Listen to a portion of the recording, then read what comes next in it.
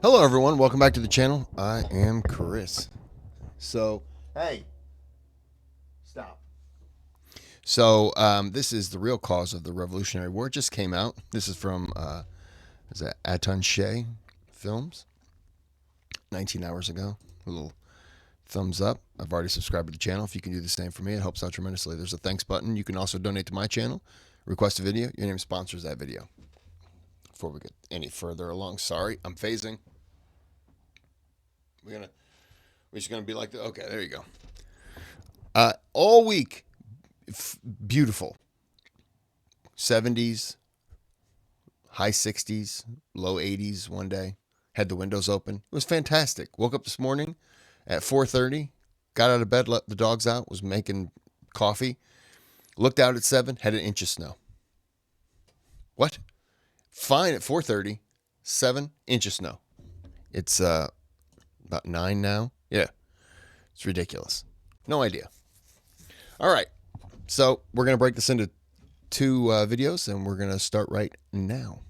For an event that looms so large in our popular consciousness, that was so immensely consequential to our history, and is so deeply embedded within our national identity, most Americans don't actually know very much about the Revolutionary War. Sure, I mean, most of us could tell you about the tea in the harbor and Paul Revere, maybe about some Minutemen here and there, the Declaration of Independence, the villainous traitor Benedict Arnold, Lord Cornwallis surrendering at Yorktown, but these are all kind of just details, right? Our average understanding of this pivotal moment in our history amounts more to seeing a collection of individual brushstrokes rather than a fully painted canvas. I mean, what caused the Revolutionary War? Unjust taxation without representation is what we're usually taught. And yeah, I would agree that that was the short-term trigger that kicked off hostilities. But what were the broad historical conditions and circumstances which allowed this revolution to take place? And what's more, to succeed? Most schools don't really teach us the full story of the founding of this country, and a robust understanding of our revolution is pretty conspicuously absent from our pop culture, that void being filled with sketchy, vague ideas about fighting tyranny and well-regulated militias and USA, USA. And I'd humbly submit that this is kind of by design. The United States of America is an extraordinary country, as are the values upon which it was founded. But it didn't emerge from a vacuum. Liberal democracy was not a new idea in 1776. Certain forms of it had been thriving on the east coast of this continent for more than a century beforehand. And if we want to understand how, we've got to go back to the 17th century and talk about everybody's favorite sex-deprived weirdos, the Puritans. But real quick, before we do, I just wanted to show you my costume closet. Check it out. Here's all your favorite little guys. Here's the Witchfinder General. Here's Klaus. Here's Johnny Reb, Billy Yank. And here's some Revolutionary War stuff that I got custom made for my coverage of the topic. As well as this linen getup that I got on right now. The wig is from the finest Halloween store in town. And as you can imagine, a lot of this stuff is not exactly cheap. I just got back from a meeting with my accountant, actually, and she told me that Aton Shea Films, LLC spends 65% of its income on production expenses. Whoa, baby. So if you like the channel and appreciate the work that I do here, I hope you'll consider joining me on Patreon. Patrons get all sorts of benefits: access to behind-the-scenes material, extra videos, an exclusive Discord server, and more. Other great ways to help the channel would be to give a one-time donation via PayPal, to buy some merch or memorabilia from our online store, or buy or rent The Sudbury Devil, our historical feature film. You can find links to all that stuff down in the description or over on my website, AtonSheaFilms.com.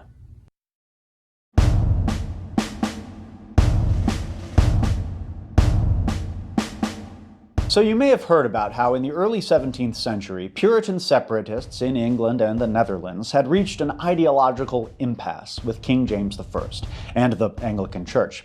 Life in the Old World was becoming spiritually intolerable. And besides, God wanted his true saints to spread knowledge of Christ to the darkest, most demonic corner of the world, the Metro West area of Boston, and there establish a new Jerusalem whose shining example would become a kind of metaphysical apocalypse bunker for the imminent end of days. All that is certainly true, but what often goes unremarked upon are the economic factors that underlied this revolutionary act.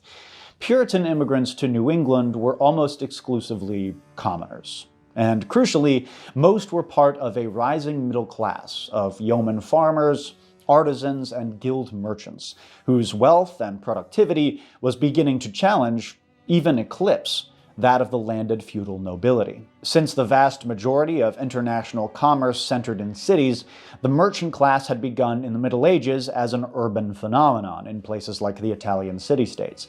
It's no accident that the republics of Venice and Genoa were established by merchants. In places where the merchant class gained ascendance over the nobility, Republican government was almost always sure to follow. But by the 17th century, the fruits and opportunities of global colonization had expanded the mercantile middle class out of the cities and into virtually every aspect of European life. However, this middle class still retained a vestigial remnant of their origins in their name. Burgesses in English, Bürger in German, Borgesia in Italian, and bourgeoisie in French. That prefix "burg," which pops up in English too, as in Pittsburgh, usually means town or fort or castle, and bourgeoisie literally translates to town dwellers. But the old feudal order wasn't going down without a fight.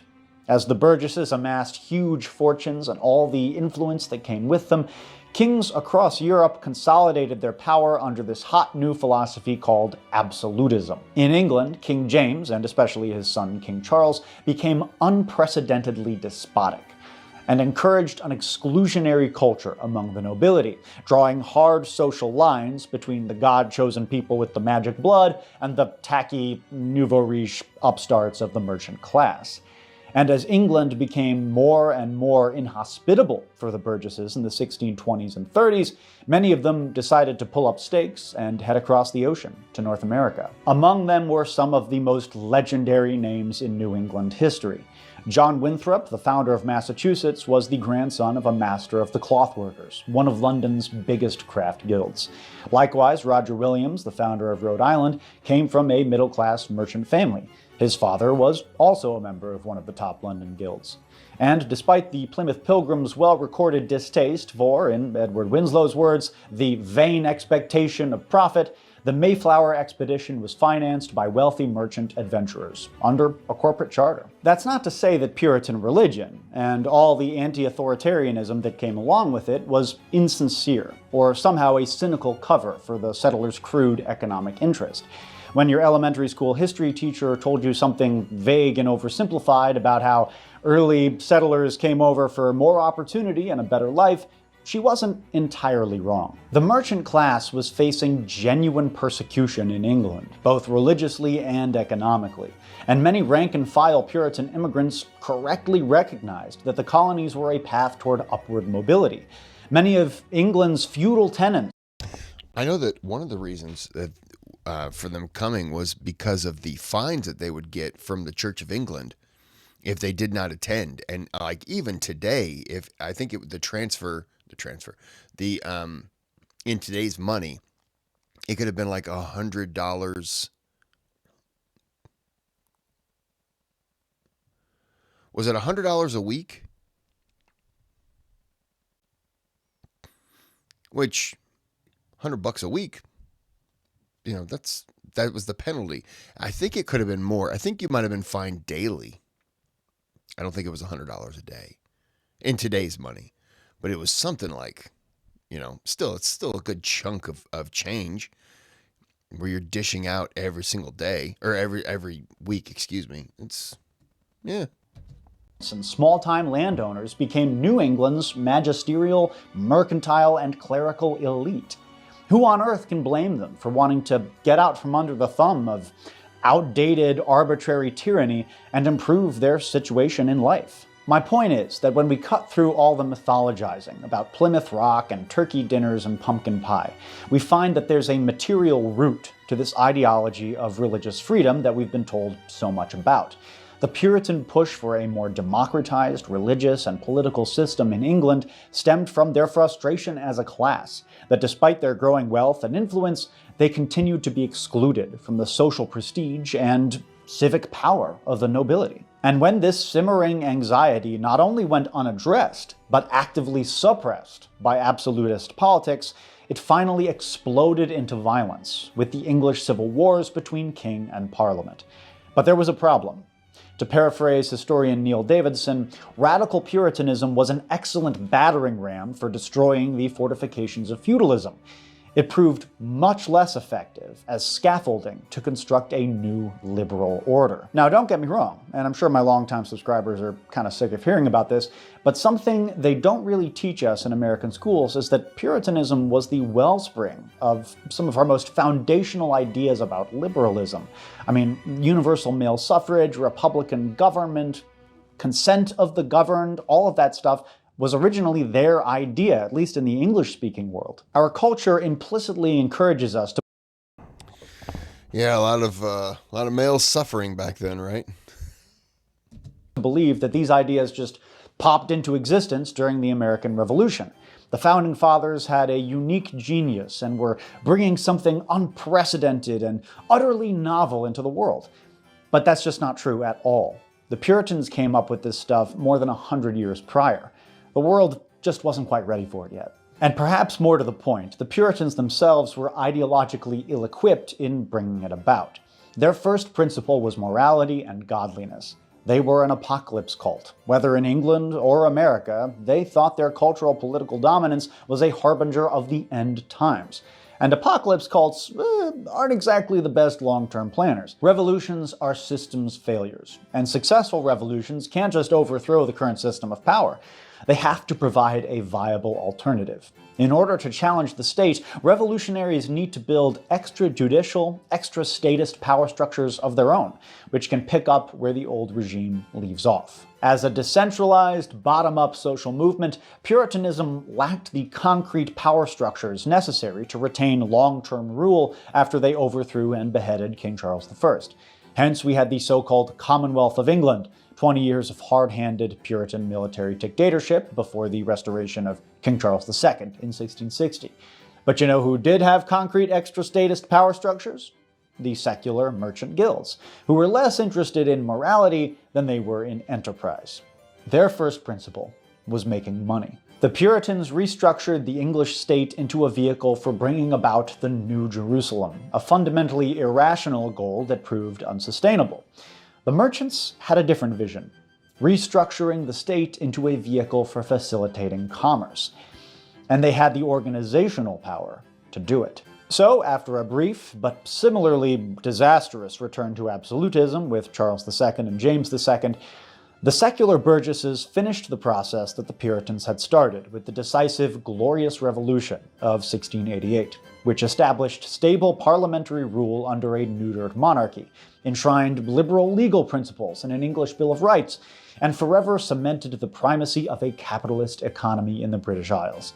The burgesses now had unquestioned cultural dominance, and were given carte blanche to pursue a policy of infinite economic growth as they plied the global market. It's no accident that the new monarch, William III, was from the Netherlands, the first truly capitalist country.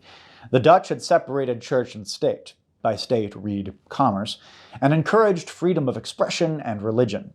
Religious extremism, whether Catholic or Calvinist, was simply bad for business. Monarchies weren't necessarily a deal breaker, as long as they weren't absolutist. Kings and queens could dress up in jewels and capes and prance around all they liked, just as long as they understood who was really in charge. So I realize that I often have a bit of a flair for the dramatic in the way that I phrase things, and you might be forgiven for thinking that I'm trying to infer some sort of negative moral judgment on England's transition from feudalism to capitalism, but that is the opposite of my intent. I would maintain that this transition was an objectively good thing for England and its people. Liberal capitalism was a highly effective, highly productive system of power. It worked so well, in fact, that from 1688 to 1763, Britain handily outcompeted the absolutist monarchies of France and Spain to become the largest and most powerful empire the world had ever seen. Capitalists' goal was to make money, and by gad, they made all the money. More money than anyone in the history of the world had ever even dreamed of. Feudalism was old and doddering, and wasn't built to navigate a global market. And while the erratic ambitions of deranged kings bankrupted France time and time again, hard-headed British and Dutch merchants built a sleek new institutional framework of production, which transformed wealth into investment capital. And again, liberalism gave us the concept of human rights as we know them today. These were unequal societies, to be sure, but let's not lose sight of the fact that the people living under capitalism were objectively freer, more prosperous, and enjoyed a higher quality of life than people living under feudalism. This was a huge leap forward, folks. Just objectively, one of the most profoundly progressive events in human history. There was just one problem. A system of infinite economic growth requires infinite consumption of resources. And the grist for the early modern capitalist mill was colonial extraction. Liberal capitalism was a triumph for Europeans. For the indigenous people they conquered, the West Africans they enslaved, and the ecosystems they exploited, it was literally the worst thing that has ever happened.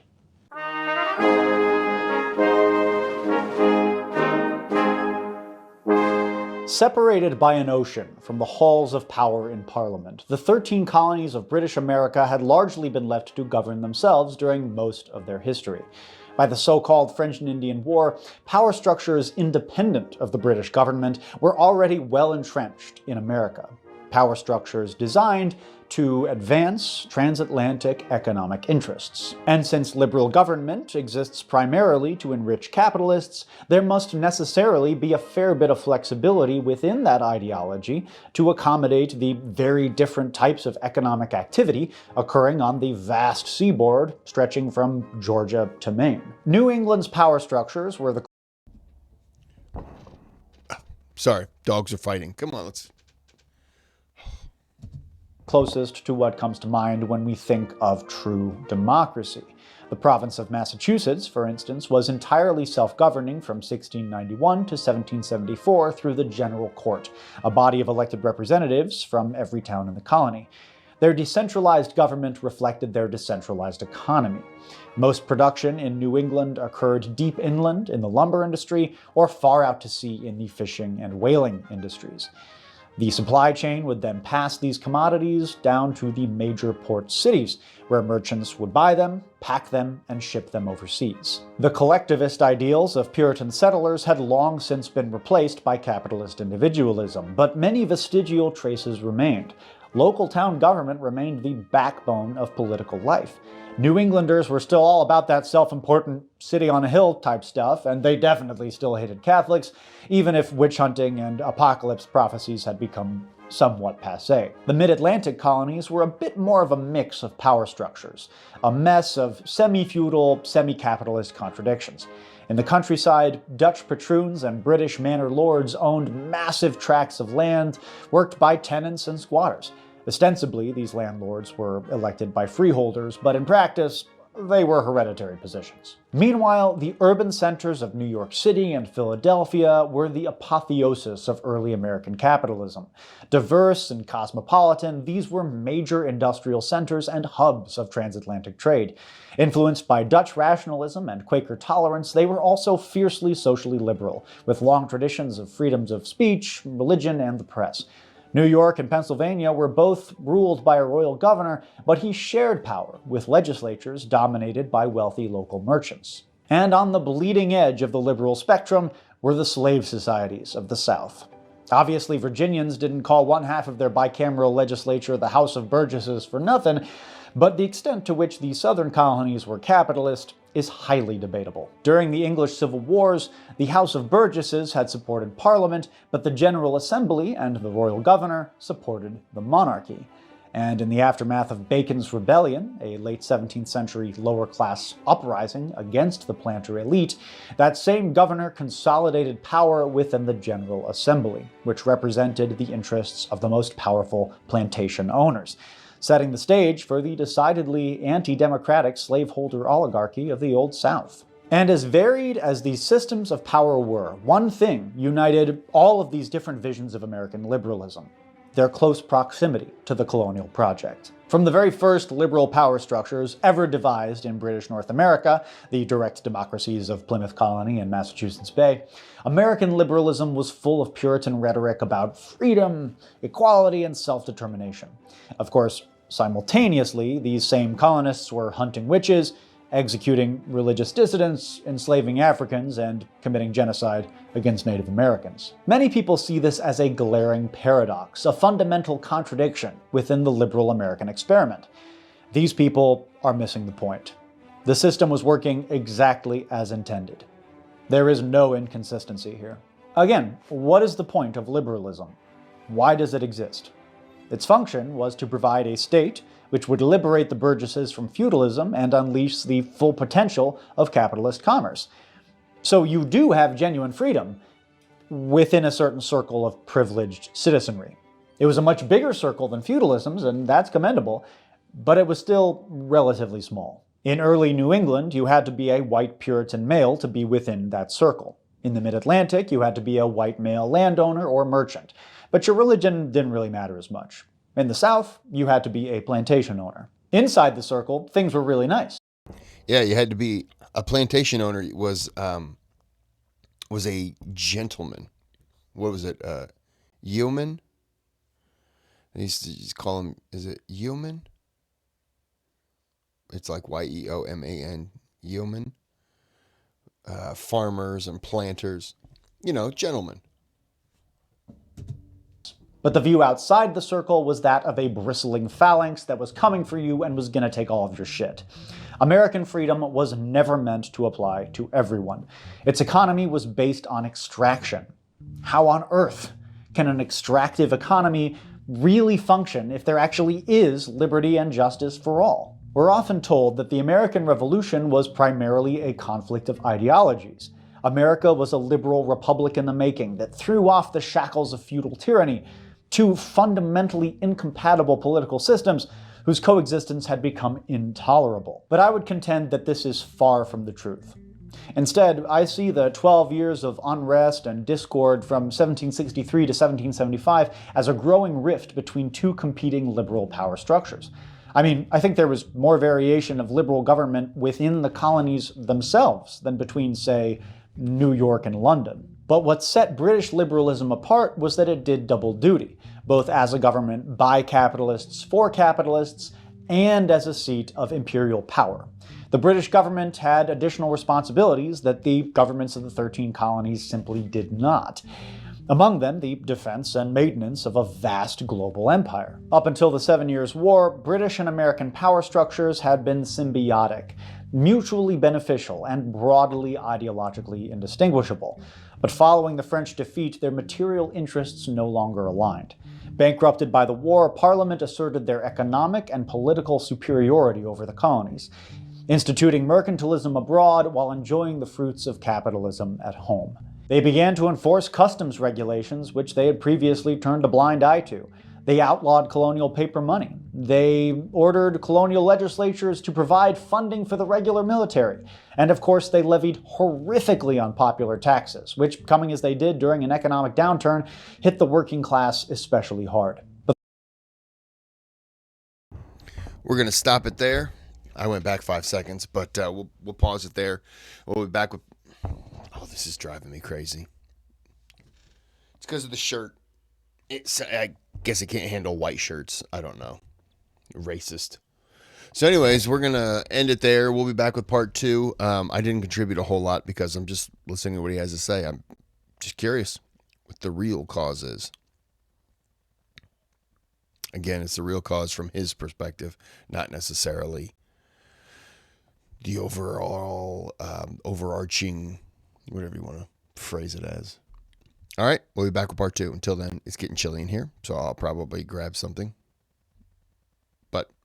You have a good day. Have a good night.